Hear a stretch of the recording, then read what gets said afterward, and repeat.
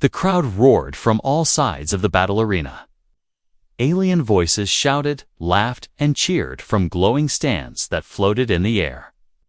Flags of many worlds waved under the bright twin suns. Today was the Intergalactic Combat Championship, and the star of the show was Varnak of the Kyrun. Varnak stood in the center, a giant warrior with dark purple skin, 6 glowing eyes, and long spiked arms. His muscles looked like rocks under his armor. He was the undefeated martial arts master of the galaxy. He had broken the bones of 50 champions. And today, he wanted something new. Bring me a real fight. He roared, his voice shaking the ground. Even a human if they dare, he said, laughing cruelly. The announcer hesitated, then read the next name on the list, from Earth. Corporal Dean Foster. The crowd went silent for a second. Then, laughter filled the air. Humans were not known for martial arts. They were smart, clever with tech, but in hand-to-hand combat. Weak, slow, and breakable at least. That's what the aliens believed. Dean Foster stepped into the arena. He wore no fancy armor, only a plain dark shirt, military pants, and old boots. He had scars across his hands and a strange calm in his eyes. No smile, no fear, just quiet focus.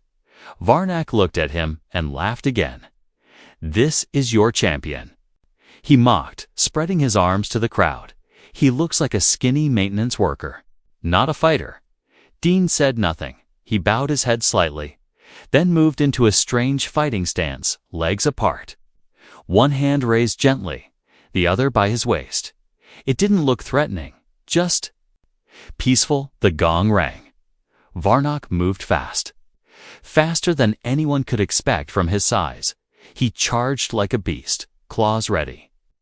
Feet cracking the arena floor. The crowd screamed in excitement, ready to see blood. But Dean didn't move.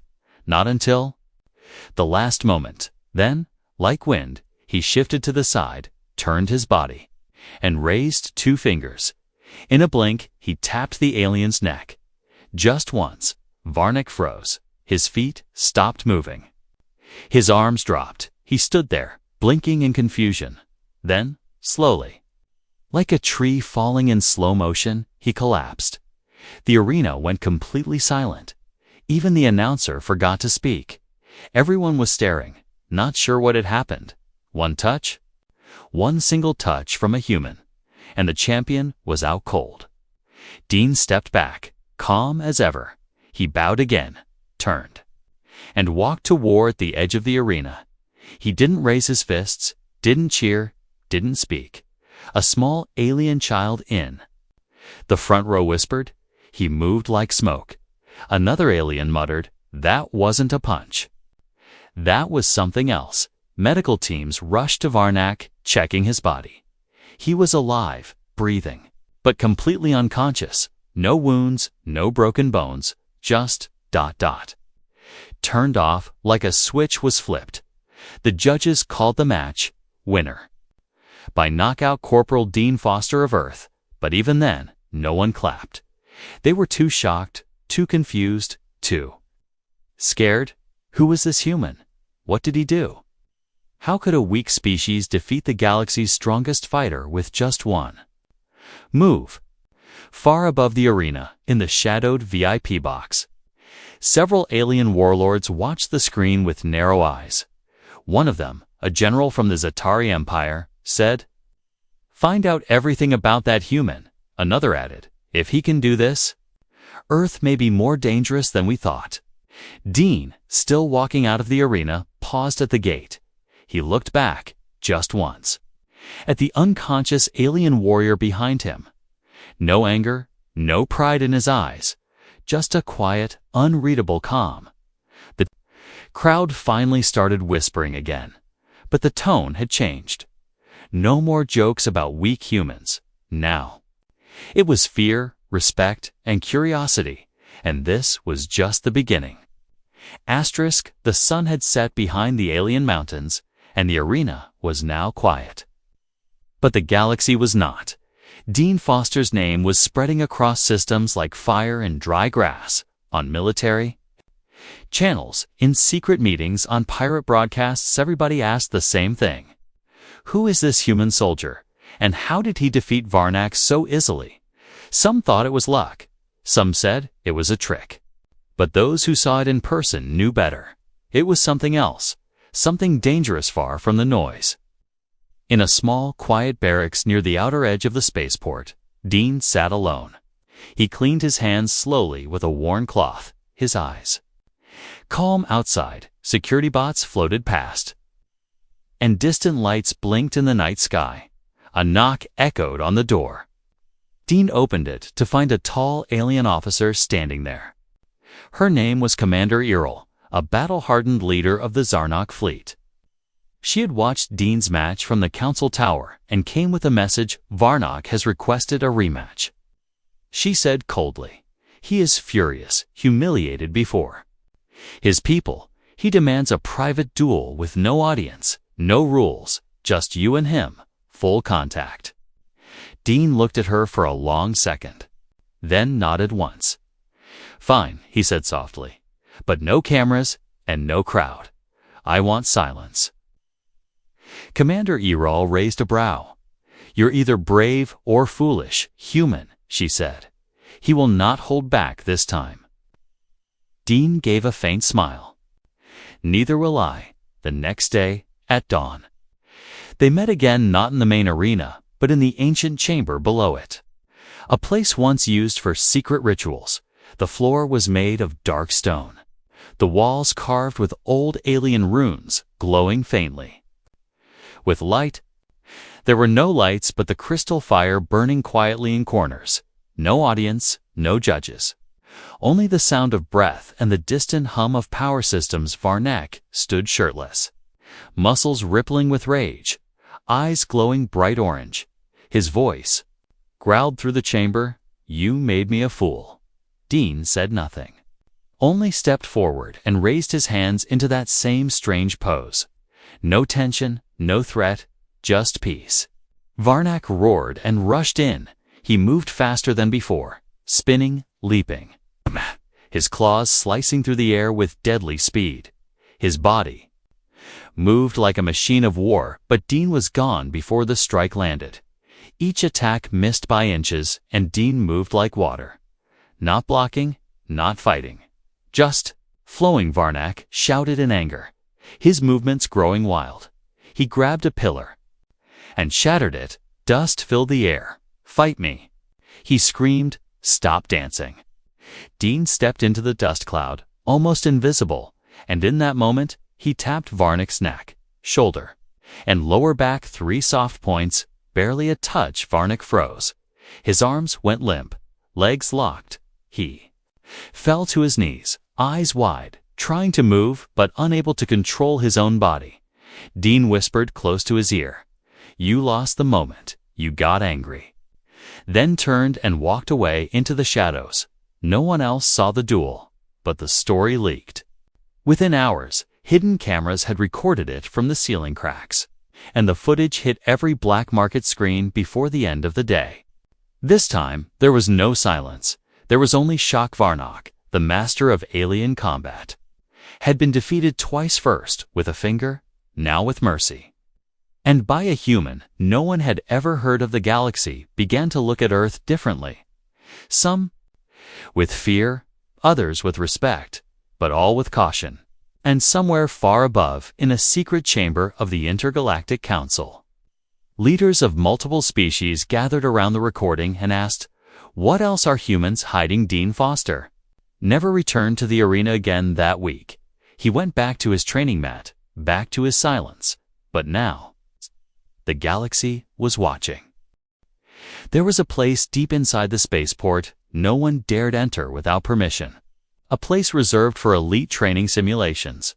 It was here Dean Foster stood barefoot on a soft black mat, at ease, eyes closed, his breath steady. Around him, a dozen alien trainees watched in silence. Not one dared interrupt. Even the instructors kept their distance. A quiet alarm chimed, and the training session ended. But before Dean could leave, an armored figure stepped into the room. Every alien in the hall backed away, their eyes widened in shock. It was Varnak, bruised but walking, not with anger but something stranger. Calm, he didn't raise his voice this time, didn't show his teeth. He simply walked up to Dean and bowed, not deeply, but enough that the room froze in disbelief. Varnak spoke slowly. "Teach me." Dean opened his eyes. There was no surprise. In them, only quiet understanding. He gave a short nod. "If you're ready to forget everything you think you know." That same night, whispers of the scene traveled fast, from smugglers to scholars, from soldiers to senators. The story reached the ears of the Galactic Council in less than one rotation. Varnak had bowed to a human and asked to be trained. The symbol of pride and strength from one of the oldest warrior races had surrendered his ego. Some called it weakness, others called it evolution. But one voice on the council, a high strategist from the Krith Dominion, saw danger. He watched the footage again and again. Dean's movement, his speed, his silence. He knew it wasn't just martial skill. It was mastery over something deeper. Something the galaxy hadn't faced before. While debates raged, Dean trained in silence. He didn't teach punches or kicks at first. Instead, he showed how to stand, how to breathe, how to feel the ground through one's feet. Many alien students left, bored or angry. But those who stayed began to move differently. They fought less, thought more, and their reflexes became sharper than ever before. One evening, Varnak returned late to the chamber, his chest rising and falling, sweat dripping down his back. His claws were cut, his legs shaking, but he smiled. Not with victory, but with peace. Dean watched him, nodded, and said only 2 words. "Now begin." But not all were impressed. In the shadows of Sector 9, a secret training base for elite military assassins, another master watched the same videos with narrowed eyes. This was Dravik, warlord of the Ashari Blades, a brutal alien race that considered mercy a crime. He spat on the screen. "This human teaches weakness. I will challenge him publicly and break him on the same stones he walks." He sent a message to the galactic media stream. "I, Dravik of the Ashari Blades, challenged Dean Foster of Earth to a full combat duel, to be aired across all systems. No rules, no limits, no surrender." The challenge shook the galaxy once. More viewers lined up for the coming broadcast. Thousands of ships docked near the arena. Some came to witness Dean's fall. Others came in silent hope, hoping this quiet human would rise again. Dean stood in front of a monitor as the announcement played on loop. He sighed softly, took a breath, and whispered under it, "It's never about the fight." Then he walked away from the screen, toward the dark corridor that led to the arena's private preparation chambers. The world was watching now, but Dean didn't care about eyes. He cared only about one thing: teaching the universe that power doesn't have to scream. The stars above the arena blinked like they were holding their breath. All across the galaxy, screens flickered to life as the fight countdown began. Broadcasters spoke in urgent voices. Commentators argued predictions. And millions of viewers leaned closer, waiting to see if the human would survive. But Dean Foster was not preparing for war, not like the others expected. He stood in a small, quiet chamber beneath the arena, his shirt folded neatly on a bench. He stretched slowly, breathed deeply, and closed his eyes. His heartbeat was steady. No nerves, no panic, just focus. A soft knock came at the door. Not the sound of a soldier, but someone gentler. The door slid open, and a young alien cadet stepped in. She was barely out of training, her blue skin glowing faintly with nervous energy. She held something in her hand, a folded cloth. "I made this," she said softly. "A banner from Earth's symbol. I thought you might want it for luck." Dean turned, looked at her for a moment, then gently accepted the gift. It was rough, hand-stitched but made with care. He nodded, not needing words. The cadet's eyes filled with pride, and she left. In silence outside, the arena was filled again, this time not with laughter, but with tension. Varnak stood among the council members in the high seat. No longer proud, but curious, other warriors, former enemies. Students, teachers, all waited. Wondering what would happen when brute power met perfect control, the gates opened. Androvic marched in. His body was covered in sharp black armor, spiked at the elbows, claws like razors. His steps were heavy, loud, confident. He raised a fist to the crowd and roared, "This is your human god. Let me show you what happens when dreams bleed." Dean entered from the other side, wearing only simple training clothes. No armor, no helmet. The crowd whispered, confused and nervous. Some thought he looked weak, unprepared. But others had seen enough to know that silence meant danger. Announcer began the countdown. 3, 2, 1. The bell rang. Drovek charged like a missile, fast and brutal. His claws aimed straight for Dean's throat, but Dean didn't move. Not yet. At the very last second, he stepped to the side, turned his wrist, and guided Drovek's momentum forward. Using his own weight against him, Drovek stumbled but recovered fast. He swung wild, fast, unpredictable. This wasn't a match. It was an ambush. Dean didn't block, didn't strike back. He moved with each attack, bending like wind, flowing like water. His feet never stopped gliding across the stone, and yet he didn't land a single bluff. The crowd began to shift uneasily. Even the announcer fell quiet. Something was happening. Something strange. Drovek's rage grew louder with every miss. He screamed, "Fight back, coward!" He spun, leaped, slammed a foot into the ground, cracking it. But Dean was already behind him, and then, without warning, Dean moved. He placed a single palm on Drovek's shoulder and whispered something no one else heard. In that instant, Drovek's body froze, not because of a hit, but because of fear. His limbs were shaking, his breath broken. He couldn't understand what had happened. Dean stepped away, calm, untouched, and turned his back. The match was still going, but Drovek didn't move, couldn't move. The silence stretched long across the arena. Then the council lights blinked, signaling the match had ended. Dean walked to the edge of the platform and looked up at the stars, not to celebrate, but as if listening for something far beyond the crowd in the stands. Warriors began to stand, not in protest, but in respect. Even Varnak lowered his head, slowly, almost proudly. And in that moment, the galaxy saw not just a fighter, but something more. Dean Foster didn't win because he was strong. He won because he made others see strength differently. He walked away again, just like last time, and no one dared stop him. The galaxy was still spinning with whispers, but Dean Foster had disappeared, not to a palace, not to the war councils or celebration halls.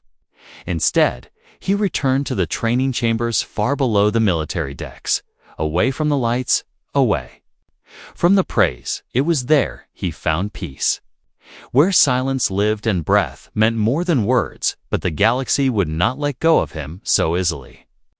Messages flooded the Earth Embassy, requests from every known star system. Academies begged for lessons, governments offered fortunes. Even alien royalty sent gifts and marriage contracts. One queen offered an entire moon as tribute. But Dean refused them all with the same quiet answer, "I didn't fight for attention then." One request arrived that he didn't reject. It wasn't sent by officials or warriors or nobles. It came from a child, a message recorded with shaking hands. A tiny voice, large scared eyes, and a simple question, "Mr. Human, can you teach me how not to be afraid anymore?" Dean watched the message twice, then sat in silence for a long time. He finally stood and walked toward the empty training hall. He placed his old mat on the floor and waited. The next morning, the child came. thin, scared, and unsure. Others followed, not fighters, not soldiers, but survivors, misfits. Those left behind, they didn't know how to fight, didn't even want to, but they wanted something else: control, confidence, peace. Dean didn't teach punches, he taught breath, he taught balance, he taught how to fall without fear, and how to rise without hate first. It seemed simple, even boring, but days turned into weeks, and soon those students moved differently. They stood taller, smiled more. Their steps no longer carried fear. Then one day, Varnak returned, not in armor, not as a warrior, but as a student. He entered quietly, stood at the back, and copied the breathing exercises without speaking. The students glanced at him in awe. But Dean didn't look surprised. He had known. He would come one evening. Varnak approached Dean after training. His voice was softer than it had ever been. "I once believed strength was pain, speed, power. But you showed me something else. What is it that you truly practice?" Dean replied, "Control without cruelty, movement without ego, and most of all, kindness that doesn't need to be weak." Varnak looked down, ashamed. "I hurt many. In the name of strength." Dean simply said, "Then teach the next ones to protect, not harm." Word spread again. This time, not of fights, but of change. Entire warrior tribes who once worshipped violence now spoke of the human's philosophy. Combat academies rewrote their codes, not to remove strength, but to give it meaning. Some called it the Foster Flow. Others called it the Gentle Warpath, but Dean never named it. To him, it was just the only way that made sense. High above in the council chambers, leaders began to worry, not because of what Dean did, but because of what he didn't do. He wasn't taking power, and that frightened them more. One of them whispered during a secret meeting, "A man who teaches peace and walks away from control is the most dangerous man in the galaxy." Still, Dean remained in his small hall, surrounded by quiet students and a growing line of warriors waiting, not to learn how to win, but how to stop fighting. And so, without lifting a weapon, without declaring war, the human soldier changed the battlefield forever. It started as a whisper on the criminal networks. Then a dark message spread across the mercenary forums. One of the galaxy's most feared warlords, General Kor of the Avlax Dominion, issued a public challenge. It was not sent through the council or the media. It was carved into the surface of a drifting moon. "Dean Foster, face me in open battle, or Earth burns." The moon spun through orbit, its threat visible to every ship that passed. The council panicked, trying to silence the message. But it was too late. Every bounty hunter, rebel fleet, and pirate clan saw it. The challenge had been made. And if Dean refused, the consequences would fall on billions. Dean stood before the galactic leaders, his hands behind his back, his face calm, as always, but his eyes sharper, heavier. One of the ministers leaned forward and asked, "You don't have to accept. We can send peace envoys. We can negotiate." Dean shook his head. "He won't listen to words. This isn't about me. It's about what I represent. If I hide, it sends the wrong message." "Then what do you need?" asked another counselor. Nervously, Dean looked up at the stars beyond the window. "Just time." And silence. Preparations began in secret. But the galaxy knew something was coming. The match would not be held in a ring. It would take place on a dead planet, an abandoned world where old wars once burned the skies. No rules, no crowd, no cameras, just two beings who understood what it meant to fight with everything. General Kor was no ordinary opponent. He had destroyed planets, crushed rebellions, and dueled champions of 100 species. His body was made of living steel and scarred from 1,000 battles. He wielded no weapons because his arms were sharper than swords when he arrived on the battlefield. He laughed. "So the quiet human comes. Good. I was tired of easy kills." Dean stepped out from the broken ruins. No armor, no shield. His only weapon was his breath and his silence. You didn't bring anyone. Kor growled. No army, no machines, no traps. I brought what you fear most. Dean replied softly. A mirror. Without warning, Kor attacked the ground. Shook with each step, metal fists crashing into the dirt. Dean dodged, not with fear, but with purpose. Every movement was precise. Every breath placed like a rhythm in a song only he could. Kor's strikes were like thunder, but Dean moved like smoke. He bent the air, flowed through chaos. Never blocking, only redirecting, but Kor was different from the others. He adapted, he feinted, and his elbow slammed into Dean's side. Sending him flying for the first time, Dean staggered. Blood on his lips. Kor laughed. You bleed like the rest, human. Dean stood slowly, wiping the blood with the back of his hand, his voice calm. I never said I was unbreakable then. Something changed. Dean stopped moving. He stood completely still. Eyes locked with the warlord. Kor charged again, roaring with fury, but this time Dean didn't dodge, he waited, and just before impact, he turned a single step, shifted his weight, and let the warlord's force carry him past with one hand. Dean touched the side of Kor's neck, the exact spot, and then stepped back, or stumbled. But didn't fall. He swung again, but his arm didn't rise. He blinked, confused. His legs shook, his vision blurred. What did you do? He gasped. Dean said nothing. Kor dropped to his knees, then fell forward, breathing but unmoving. The living steel in his body began to shut down. Not damaged, just confused. Dean knelt beside him and whispered, You fought like a beast, but I listened like a man. That's the difference. The challenge was over, and the signal spread without a single broadcast across military comms, Backley dens, and council towers. The warlord had fallen not by violence, but by something greater, and across the stars, those who believed in nothing but power began to question everything they had been taught. The stars no longer watched in silence.